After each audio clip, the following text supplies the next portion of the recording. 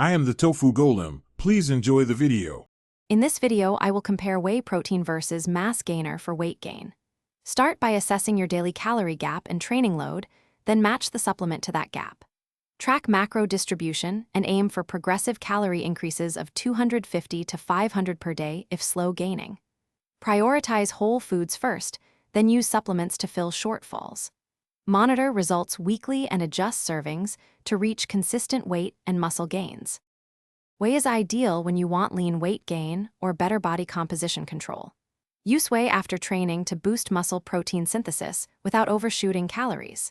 It mixes easily with water or milk and helps you hit daily protein targets like 1:6 to 2 g per kg body weight. If you are adding clean kilograms and keeping fat gain minimal, whey lets you add muscle while managing total calorie intake effectively over weeks. Quick recommendation: if you're lifting heavy and creating crumbs or shakes everywhere, consider the Shark AI Ultra Robot Vacuum as a helpful kitchen sidekick. It offers voice control and smart mapping to tidy up while you recover. It makes cleanup so easy you can focus on meals and workouts instead of sweeping.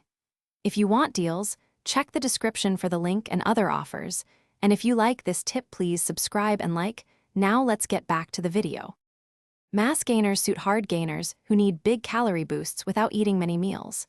They provide carbs, protein, and fats in one shake, making meeting a 500 to 1,000 calorie surplus easier.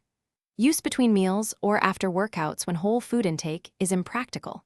Watch sugar content and choose formulas with balanced macros. Combine with resistance training and sleep to convert extra calories into muscle rather than excess fat over months. Thanks for watching. Consider subscribing if we helped you today.